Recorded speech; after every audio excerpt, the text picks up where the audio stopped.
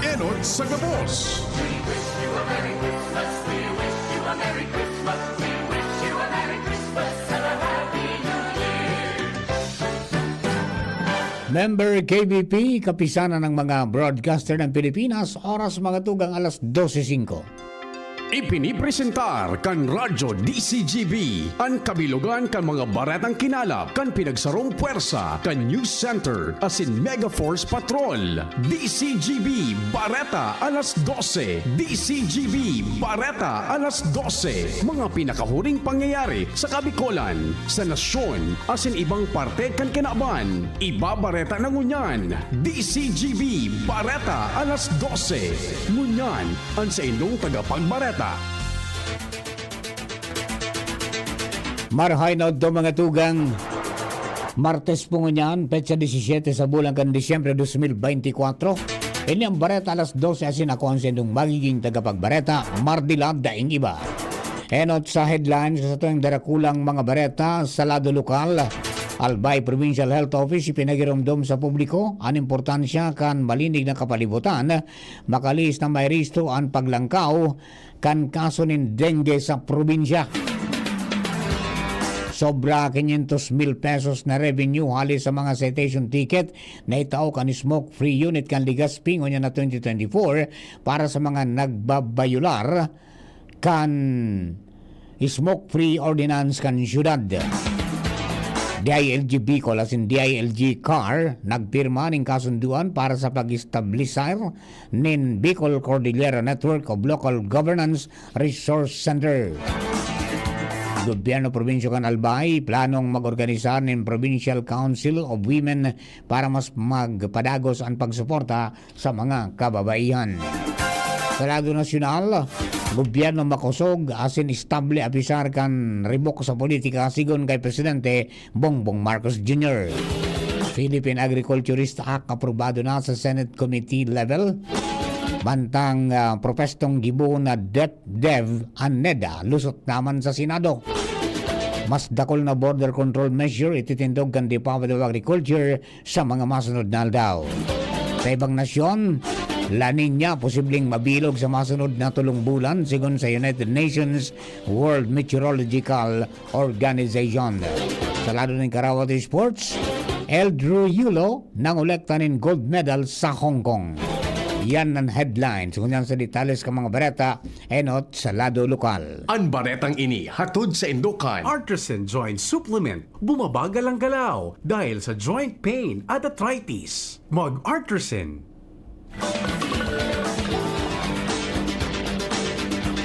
Sa detalles ka mga bareta niya to sa lado lokal. Sa girare na nagpagirumdom ang Albay Provincial Health Office sa publiko na mantiniron na malinig ang kapalibutan asin ibitaran ang pagkakaigwanin ni stagnant na tubig dahil sa posibilidad na istaranin namok na may darang dengue. Ang pahayag na sabing opisina Ginibo Makalihis na manutaran ang paglangkaw kan kaso ng dengue ngunya na taon. Sa datos kan PHO Provincial Epidemiology and Surveillance Unit o PESO, naglangkaw ng 7.88% ang kaso kung sa'y nasa 2,436 ang kinagat ni namok na may dengue kan bulan ni Nobyembre halis sa 2,258 na individual poon kan Enero sa Oktubre.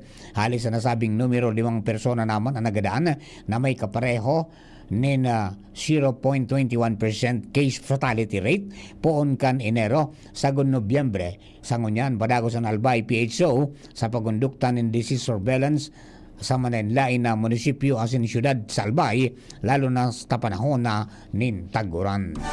Ang baretang ini hatod sa Indukan. Enervon Z Plus. All new best ever Enervon. Enervon Z Plus.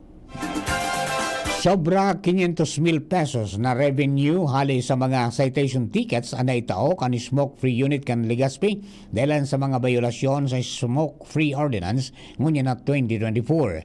Sigun ini kay Jose Balbin, pamayo kan nasabing komite, kung sa basado sa indang datos nasa 304 na individual ang sendang napatanidan, 235 na establishmento asin 584 individual ang natawanin penalidad dahil sa indang pagbayular sa nasabing ordinansa sa syudad. Sinabi ni Balbi na taon 2025 pupo na naman ninda ang makusog na implementasyon kan pag-regulate sa paggamit ng vape sa mga pampublikong lugar mantang padagos na mataonin citation ticket sa mga nagsisigarilyo sa mga bako designadong smoking area. Ang baretang ini hatod sa Indokan. Sa paulit-ulit na hilo, lata at putla, baka iron deficiency anemia na yan. Take Hemarate FA, the blood vitamin.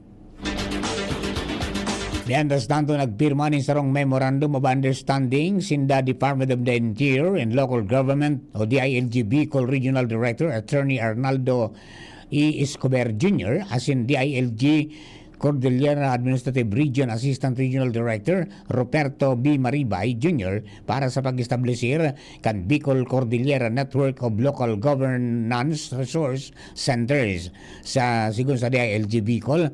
Kamautan kay ni na magkaigwaning kolaborasyon asin balyuhan ni mga ideya kun kanduang panregiyon na opisina para sa makusog na paggugobyerno, mas marahay na pagtaon ng serbisyo asin pagpromotir kan mga innovative practices sa duwang reyon. Enot kay ni, nagkaigwa naman in inisyal na pag-ururon ang duwang local governance resource centers.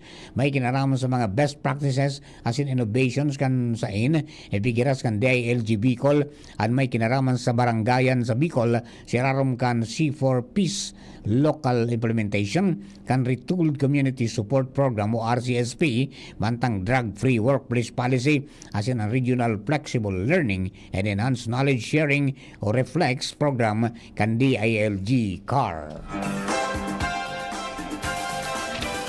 Sa iba pang baretang lokal, plano ngunyan kan gobyerno provincial kan Albay na mag-organisar nin Provincial Council of Women asin magbugtak o magmukna nin government-organized non-governmental organization katuwang ang mga lokal na women accredited groups. Sigong kay Gender Development Division Head Rowena L. Ondis, ang kada munisipyo asin syudad dapat na magkaigwa nin local government unit o LGU Women's Council na may kamautan na masiguro na may magkapadagos ang nasuporta asin asistensya sa mga kababaihan sa Albay. Sinabi ni Undis na kanakalis na aldao nagkondukta sindanin pagtiripon kay bana ng mga LGU kung saan pigpresentar ang mga guidelines asin responsibilidad ka mga miyembro kan konseho. Pinanginutan ni Bishop Joel Z. Bailon kan Diocese kan Legazpi ang simbang gabi sa Our Lady of Mount Carmel, Paris, Malilipot, Albay sa o kaya papanginutan ni Bishop Joel Z. Bailon kan Diocese of Legazpi ang simbang gabi sa Our Lady of Mount Carmel, Paris, Malilipot, Albay sa Disyembre 19, 2024. Ini ang inanunsyo ni Father Paul Ocfemia, kura paroko ka nasabing parokya kung kaya pigimbitaran niya ang mga parokyano na magatindir sa nasabing misa. Sigung kay Father Ocfemia sa Disyembre 24 nakatalaan natawan ng rekognisyon ang duwang individual na aloy na nagserbi sa simbahan ka mga nakalihis na taon. Ipinagramduman ni Father Ocfemia sa gabos na ang pagkamudag kang kagurangnan ang dakulang regalo kan mahal na Diyos na iyo ang dapat na isilibrar asin ipagpasalamat kan lambang Kristiyano. Maabot sa 70 na mga barangay sa Albay ang natawan ng asistensya sa pahagikan Barangay Facilities Services Office. Kaibanan sa mga itinao ang mga simento, jetmatic pumps, pintura, medical equipment asin mga bulong sa 21 barangay sa Kamalig, kasabay ang Barangay Gapo, Tumpa, Barangay 2, Poblasyon, Barangay 6, Poblasyon, Salugan, Libod, Panoypoy, Taplakon, Manawan, Suwa, Taladong, Mina, Binitayan, Anuling, Kinartilan, Bantunan, Taloto, Magugon, Tinago, Sulong, asin Cabraran, Pequeño. Mientras na parehong mga gamit man ang pigtao sa 11 barangay sa Legazpi, 15 barangay sa Tabaco, asin 22 na barangay man sa Uwas, Salbay. Sa dagdag pang baretang lokal, sobra sa 400 na mga residentes kan Barangay Bulusan, Libon, Albay, ang naging benepisyaryo kan outreach program na pigundukta kan mga personalis kan Bureau of Fire Protection o BFP Albay kan nakalis na aldaw. Ang aktibidad parte kan programang Tabang Bombero Paskong Pag-asa sa mga biktima ng kalamidad. Sigung kay BFP Albay Provincial Fire Marshal, Fire Superintendent Jerickson P. Miraflor, kamautang kay ni na makapagtaon ng asistensya medikal asin dental na serbisyo kay bana ng pagtaon ng mga regalo sa mga aki asin pamilya na grabing naapektaran kan uminaging mga bagyo. Naging katuwang kan BFP Albay ang mga personal salis sa Naval Forces Southern Luzon o NAVFORSOL, Ago Medical and Educational Center o AMEC, asin Bicol Christian College of Medicine. Kasarupang baretang lokal padago saan pagtiripon kan Bicol South Luzon Subnational Reference Laboratory nin mga dugo para sa mga pasyenteng nangangaipo sa mga ospital sa probinsya kan Albay, Sorsogon, Catanduanes asin Masbate.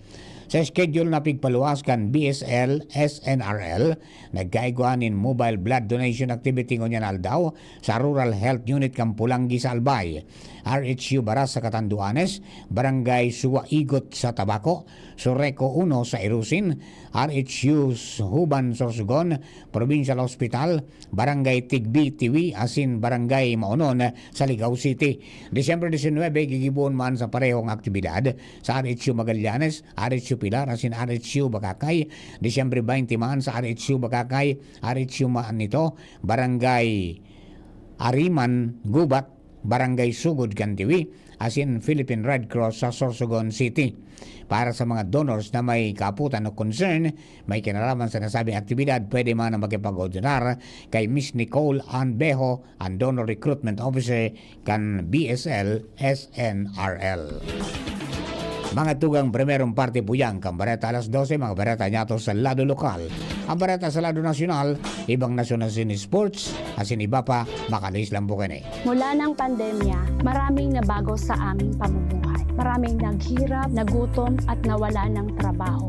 Ngunit sa panahong iyon, hinikayat kami ni Congressman Fernando Didi Cabredo na pasiglahin ang kultura ng pagtatanim. At sa gayon ay hindi lamang kami aasa sa tulong ng gobyerno at hindi rin kami magutom sa panahon ng krisis.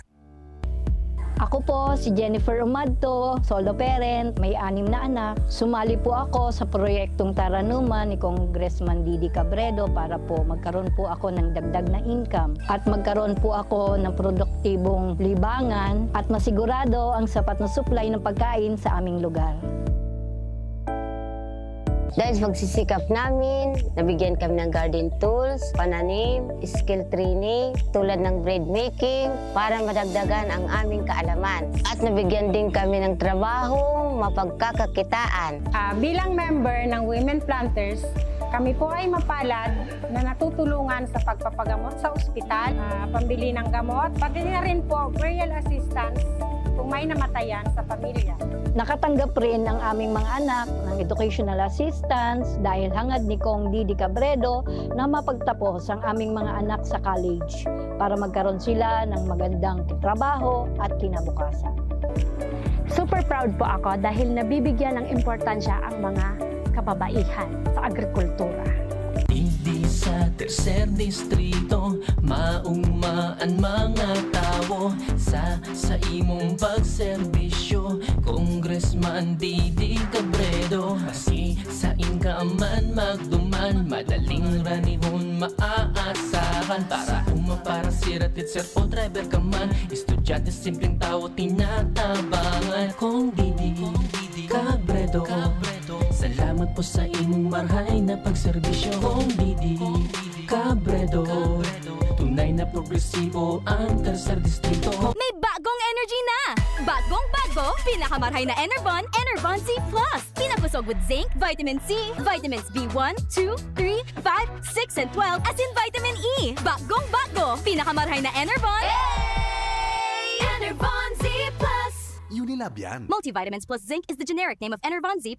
If symptoms persist, consult your doctor. Pre, makinig ka muna. Payong kaibigan lang ha. Work hard, play hard. Yan ang motto ko dati. Pero nakakapagod din pala katagalan. Sa gitna ng lahat ng mga puyat, inom at pagkain ng masasarap kasama na ang oily at fatty foods, kailangan pa ring bantayan ang kalusugan. Tamang kontrol ang kailangan. Katuwang ko, ang Liverade. May Silimarin na maaring makatulong protektahan ang atay. Cheers to more good times. Be a liver lover. Mahalagang paalala, ang Liverade ay hindi gamot at hindi dapat gamitin paggamot sa anumang uri ng sakit. Ang good drinks at good food, perfect combo. Isama pa ang Liverade para sa kalusugan ng atay. Mabibili sa mga leading drugstores nationwide.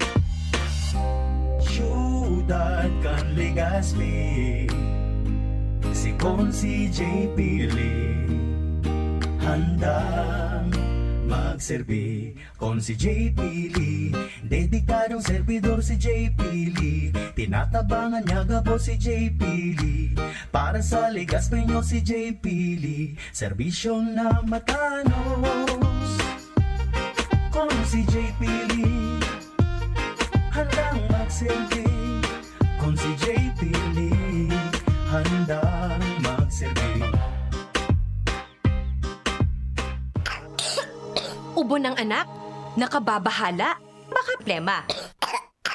Para dyan, Plemex for Kids ang pambato ko. Ang Plemex for Kids ay gawa sa lagundi. Tinutunaw at pinalalabas ang plema. Ginhawa para sa bata, peace of mind para kay mommy. Camille Prats Yambao po, nagfi-flex for Plemex. Pambatang lagundi, Plemex! Vitex Segundo L is the generic name of Plemex for kids. If symptoms persist, consult your doctor. Mamis, agapan agad ang ubo at plemang nakabara. Pambatang lagundi, Plemex!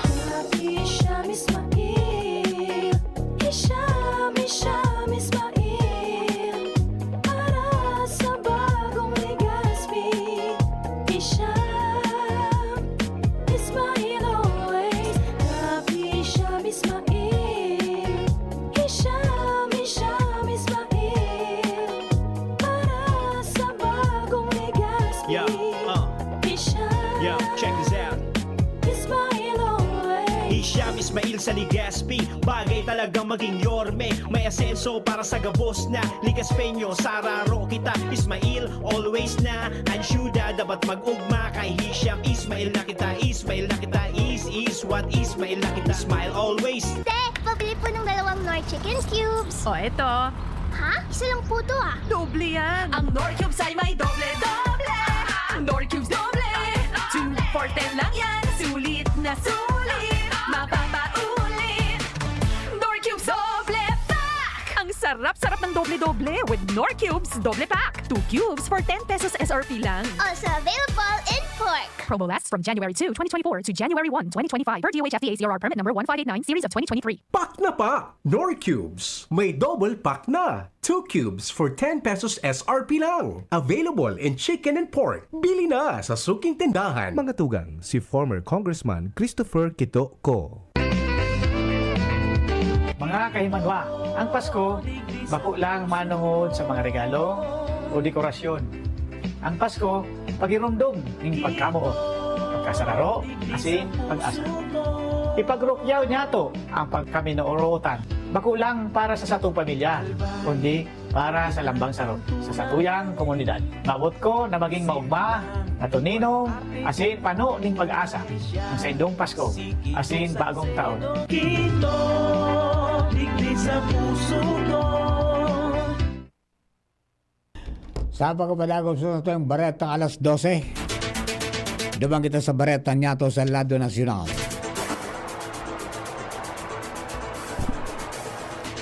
Siniguro ni Presidente Ferdinand Marcos Jr. na makusog asin istable ang gobyerno apisan ka mga ribok sa politika. Ini ang kasimbagan ni Presidente Bongbong Marcos Jr. sa ambos interview matapos sa puton sa sitwasyon kan nasyon may kinaraman sa ribok kang politika asin sa mga nakalis na simana na may kinaraman kay Vice President Sara Duterte. Sinabi kang Presidente na epektibong nanggagana o naggumagana ang gobyerno asin istable kaya daing dapat na ipagadit ang publiko. Puro ribok sa naman ang mga pangyayari pero dahil manini nagka-apekto sa pangural daw na paghatod ng serbisyo kang gobyerno. Wala man sigong kay PBBM na bokabularyo kay ni ang loyalty check asin sa katunayan dahil niya aram ang gustong sabihin kay ni dahil sa media sa naman niya nadangog ang may kinaraman sa loyalty check. Naaprobara na ang Senate Committee on Civil Service Government, Reorganization and Professional Regulation ang Philippine Agriculturist Act. Kamautan kan Philippine Agriculturist Act na magbugtak din Professional Regulatory Board of Agriculture sa irarom kan Professional Regulatory Commission o PRC para mas mapalangkaw ang standard kan propesyon sa agrikultura. Isinumitir ini ni na Senador Juan Miguel Zubiri asin Senador Bong Revilla konsain ang board iyon i-designar para mag-asikaso sa licensure registration asin practice kan registered agriculturist kaibanan ang paghugid sa koordinasyon na makakaapekto sa agricultural practice tanganing mas mapagayon ang nasabing propesyon. Kamautan man kang propesto natugutan ng mga rehistradong agriculturist na gumamit ng titulong registered agriculturist o AGR na may minimum base salary na day mababa sa salary grade 13 kapag nagtrabaho sa gobyerno o state universities and colleges.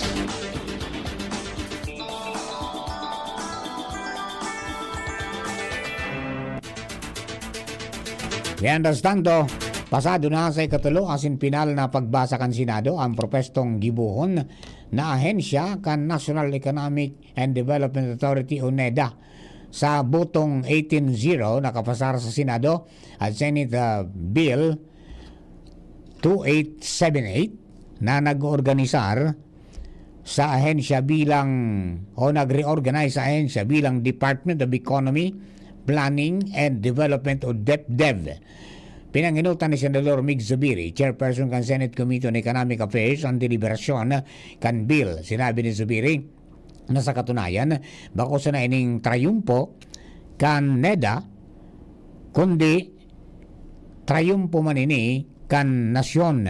Sigon kay Zubiri sa pangenot kan Department of Economy, Planning and Development o DepDev, naglalaom sindanin mas magayon na economic planning implementation na maresulta sa mas dakol na trabaho, dakol na income masin dakol na development sa ground.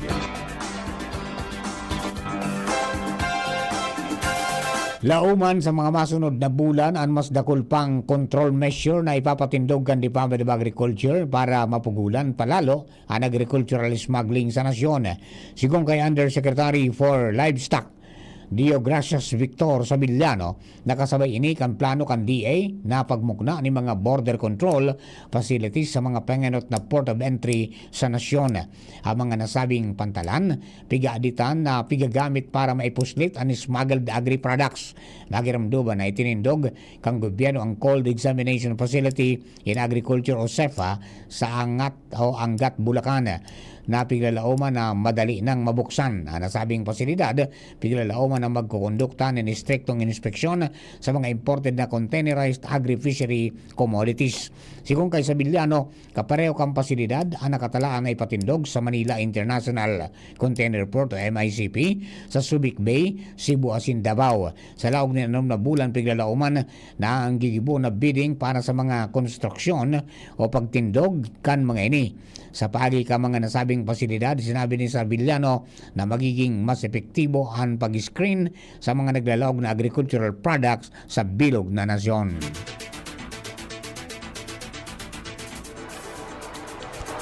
Mientras tanto, ipinahayag si Giraray kan Supreme Court na day pwedeng daylan para suspendiron ang sarong empleyado kung ang premarital sexual relation kay ni nagbunga o nagresulta sa pagbados na bako pangkasal. Sigon sa desisyon kan Supreme Court First Division, illegal ang pagsuspendir sa 2 bulan na bados na grade school teacher kan 2016 sa sarong Christian School duman sa Bohol. Matapos sining ma-verbally suspended kada administrative team head asin day pinagturo sa good daing ebidensya nakasalsindakan ama kan pigobados niya sigon sa Korte Suprema. Inafirmar kang Korte Suprema ang desisyon kang Court of Appeals o CA na daing lay na nagbabawal kay ni asin day nagbabalgar sa anuman na pangenot na state policy na nakaparaman sa konstitusyon.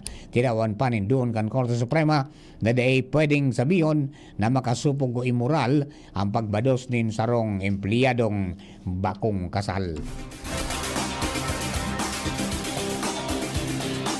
Sa sarupang baretang nasyonal, makakabakal na sa Girare ang Pilipinas ni mga strawberry na hali sa Japan. Ini matapos magkasundo ang duwang nasyon na haliunaan ban sa pag-export ka nasabing prutas.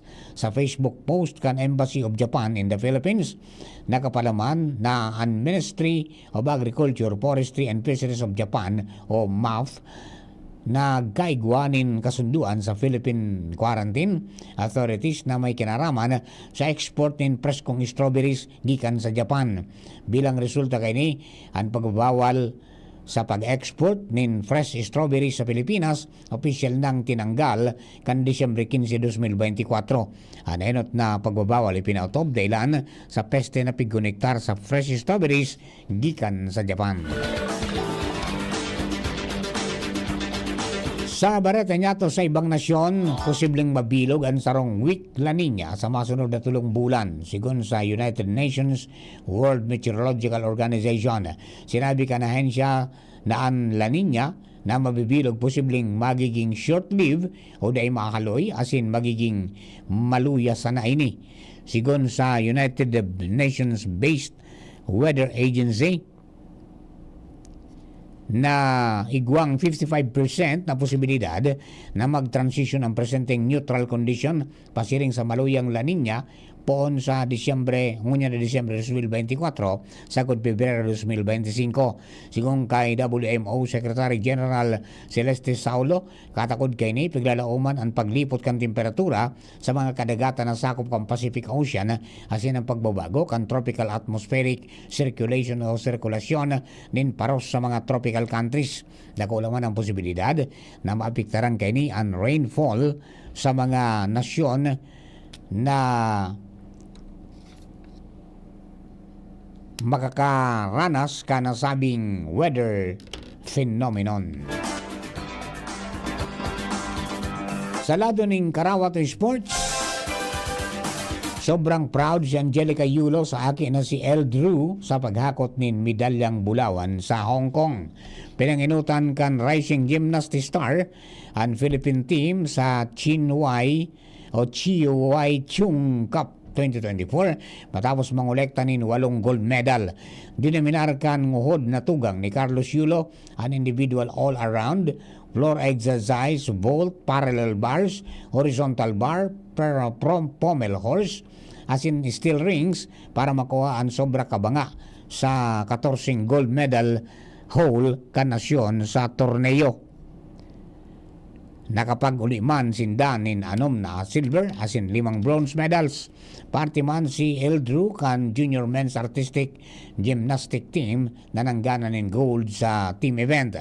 Sa iyang Facebook post, ipigbidan ng Angelica ang retrato kan sa iyang aki asin ang mga gold medal na nahakot kay ni. Breakthrough! Sa satuyang bareta sa siyensya asin teknolohiya, micro hydro power machine anapod sa naimbento ni Jomar Flores kan Ligaw City na sarong ekipahe na kayang makapagtaon ng kuryente sa ibong kan kilometrong distansya kan sa iyang harong sa mga poste nin kuryente. Sigung kay Flores gamit ang alternator, pump belt, pulley asin turbine na pwesto arani sa salog na kapag generate na ini nin kuryente na kayang magpagana nin anuman na klase nin appliances arog kan electric fan, ilaw, wifi connection, pangkudkod, ninyog, blender, grinder asin iba pa. Istorya ni Flores na inspirasyon niya ang halawig na distansya kan sa indang harong sa sentro kan barangay dahil sa 2 oras na malakaw ang si isay man na mapasiring sa indang harong kung kaya piginggawa niya na makabilog kan siring na imbensyon. Ibig orgulyo ni Flores na siya wala nin background sa engineering dahil sa good grade 6 na ang sayang tinapos sa lagad nakabilog siya kan nasabing imbensyon asin nagagamit na ninda ini kan sayang pamilya sa laog nin 6 na taon. Istorya na iiba! Sa satuyang espesyal na istorya, midbid ang Filyeco Jewelry Water, sarong Japanese brand bilang saro sa mga nagpapabakal ng pinakang mahal na tubig sa bilog na kinaban. Ang mga limitadong edisyon kan sa idang produkto, minakantidad nin 500,000 pesos kada bote. Ang tubig na ginamit kan Filnico hali sa Nonobiki Spring sa Rokko National Park sa Kobe sa Japan, sarong lugar na harayo sa anuman na polusyon. Inumaw ang kalidad ng tubig digdi dahil sa natural na pag-filter kan volcanic rock na nagtataonin presko asin masiram na namit. Naging mahal ang presyo kan tubig dahil sa disenyo kan bote. Ang kada bote kan Filnico pigdisenyo bilang sarong work of art. May mga dekorasyon ining Swarovski crystals asin bulawan o gold. Mantang limitado man ang produksyon kini sa 5,000 na bote kada bulan para mamantinir ang pagiging exclusive. Flashback. Disyembre 17 kan taon 1978 o 1978 kan namundag sa Kibawe, Bukidnon si Manny Pacquiao o mas midbid sa apod na pambansang kamao na nanggananin maabot sa 10 na world titles. Pinunan ni Pacquiao ang sa iyang professional boxing career kan Enero 22, 1995 alagad na kuha niya ang dakulang break kan Hunyo 23, 2001 kan ginanan laban kontra kay dating International Boxing Federation World Super Bantamweight Champion Leonolo Leduaba. Si Pacquiao ang naging senador man pon kan taon 2016 asin sa presente sarong military reservist na may ranggong Sergeant Major para sa 15th Ready Reserve Division kan Philippine Army. Mga tuwing inapang kabilugan kan sa tuyang alas 12 mga bareta. Tinipansin kinalap sa DCGB News Base na kalis na 6 oras. Kapagarang ka nakatuwag nato sa pagsurat kan mga bareta, Angel Mustaza. Yaon man si Jenny Machibalyaran, Get Wilson kay MJ Jarasco. Laro technical kasabay niya to Juna Pulis, mantang yaon man si Jerome Nico Martinez sa DCGB Social Media Department ng tuya pong IT. Kapagarang kabilog na tropa ka Mega Force Patrol, ang kapos na nagantabay sa DCGB News on and Facebook page, sa mga nakantabay sa DCGB YouTube channel asin sa DCGB Live app sharing man sa nakatune in sa 729 kHz sa bitan ka mga radyo. Sa pangarang po ni Jasmine Baloloy, ako ang sadong naging kaibanan tagapagbareta Mardila daing iba. Thank you for keeping us company. God bless the Philippines. Sa indong nadangog ang mga dalakulang bareta ngunyan aldaw. Ang tabayan ng giraray sa aga ang sarupang